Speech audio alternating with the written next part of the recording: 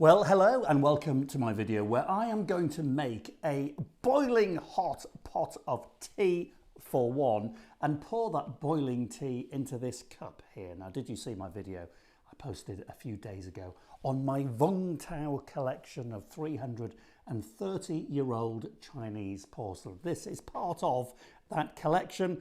It's that old, it's 3 centuries old, it's worth £650, and I'm going to pour boiling water, boiling hot tea into it, and then I'm going to drink it in the hope and expectation with great confidence that that thing is not going to explode in my face or crumble, because I have faith in ancient Chinese porcelain just like our ancestors had all those years ago.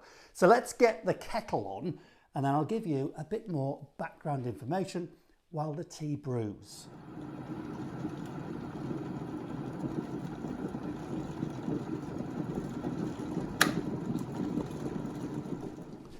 Right, here we go. Bubbling hot into a nice Wedgwood vintage pot that will withstand the heat. But back to this thing 330 years ago, if you were using British porcelain or pottery from this time, boiling tea, boiling water would likely crack the porcelain because it just wasn't as good quality as this fine, thin, translucent china. And I mean that literally, it is translucent. It's so delicate, you'd think that this thing would literally explode with boiling water. You can hold it up to the light and I can see the decoration on the outside coming onto the inside.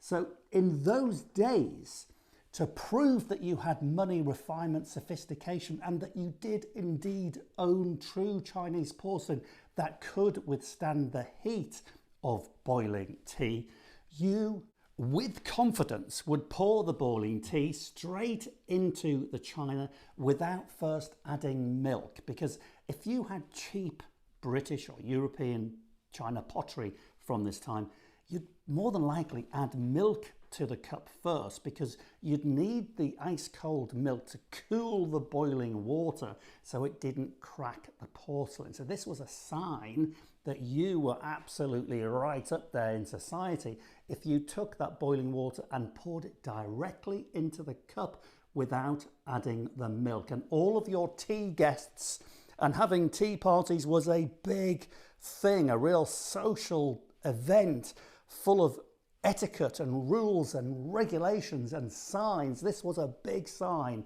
that you'd spent a fortune on true Chinese porcelain, not cheap imitations, if you put the boiling water into there without the milk. And that's where we get this idea from, that if you add milk to your tea first, you're a bit common. And if you don't, you add the tea before the milk, you're a bit posh, because the poorer people added the milk first. So it's a real social sign. If you had the money, the boiling tea went straight into that cup. Now back to this cup though, this is the worry. 330 years, it spent about 300 years under water, seawater. I don't believe this cup has ever had boiling hot water in it. Why would it? Why would a collector ever risk ruining this cup? Well, I have great faith in it. I am going to risk it, and if it blows up in my face, it's going to be captured on camera. I think it's probably had enough time. Let's do it. Just put the lid on first, give it a bit of a swill around. Ouch. Luckily, it's a Georgian table with loads of wax on it, so that won't do any harm. Right, watch the steam. This is boiling tea. Oh. Right, here we go. Probably the first time this thing's ever had boiling tea in it. Yabba dabba dabba dabba dabba dabba. Give it a second just to settle. Can you see the steam rising? Now, this was a big event 330 years ago, because if we were having a tea party together, we would all be staring at the teacup to see if it was going to crack and implode. And if it didn't, then it truly was true Chinese porcelain. Now let me take a sip of this and tell you a little bit more about tea, because tea, now the heat is coming through here quite dramatically. So because it is very thinly potted, I'm going to take it obviously without milk because I'm showing that I'm posh and I've got the money, that I don't need to cool it down. And drinking tea was a real delicate affair, and people would practice drinking tea. I'm going to do this in the mirror to get the right look. I tell you what, honestly, I'm not just saying this. Drinking tea out of a cup like this is an altogether different experience. You need to savor tea from a cup like this like you might a wine. You need to look at it, smell it, hold it, admire it, savor it, and really let your taste buds go crazy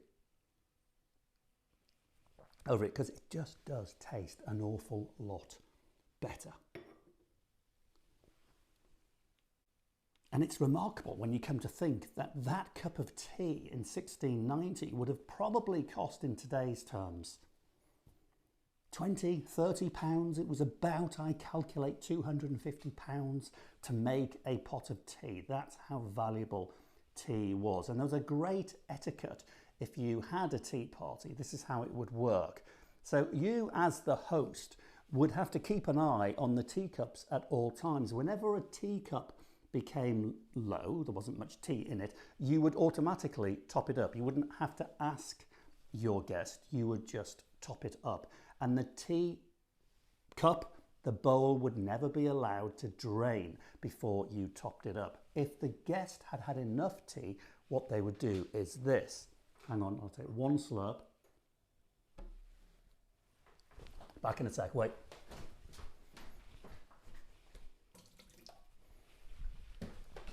This is what they do. That's Rosie going crazy.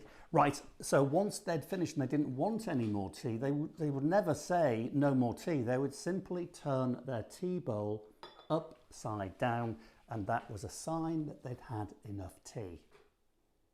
So you now know that tea is very refined and we need to appreciate it a little bit more, but it's not quite as innocent as you might think.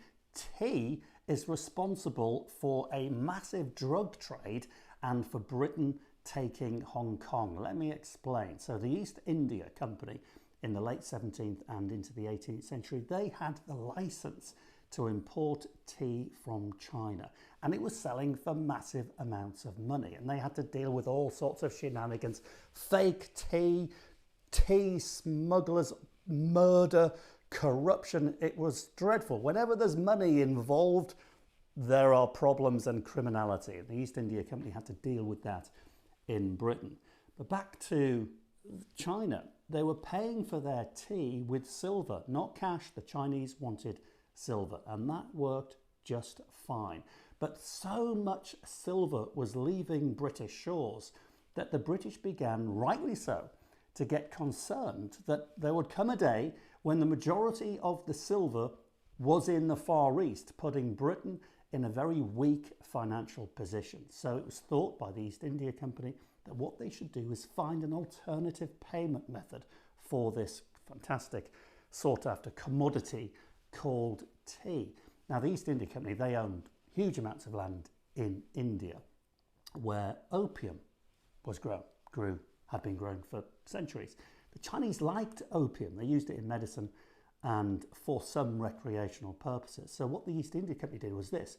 They offered the Chinese tea merchants and traders not silver. They said, we'll give you opium.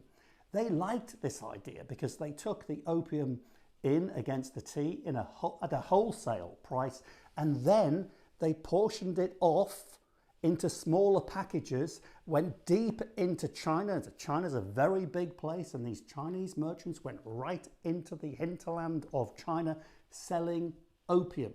Opium took off like nothing China had ever experienced, and then they had millions of literal drug addicts. So the East India Company were importing drugs into China. The Chinese merchants and the officials were distributing the drug, and everybody, or a small portion of people, they were making an absolute fortune. Then, as you would imagine, because of the social implosion that was going on in China, the Chinese authorities banned the importation of opium, made it into an illegal drug. Well, that didn't make any difference whatsoever to the East India Company, who still wanted to trade. It made no difference to the Chinese merchants or the officials who were bribed with backhanders and all sorts of shenanigans, so the trade continued illegally. So now the East India Company, they're drug dealers. The Chinese tea merchants, they're drug dealers, they're drug distributors. It was a right old battle. You had the British and the Chinese merchants, wholesalers, distributors and drug dealers on the one side fighting the Chinese. And of course, this was all a bit watered down because a lot of the Chinese officials were involved in the drug importation business anyway. But it was a real game of cat and mouse, and it went on for a very long time until, as these things often do, things got really out of hand when the Chinese decided to confiscate and destroy 20,000 casks of British merchant-owned opium, ready to be distributed through their Chinese colleagues right the way through China. Now, this was a step too far. Things really kicked off. You had some drunken British sailors. They killed a local. The Chinese authorities wanted to nab these British sailors, put them in prison and try them through the Chinese legal system. The British back in London got wind of this and said, no chance. You are not taking any British subjects and trying them in China. A real standoff occurred, and then what do you think happened? Gunboats were sent in, and the First Opium War kicked off.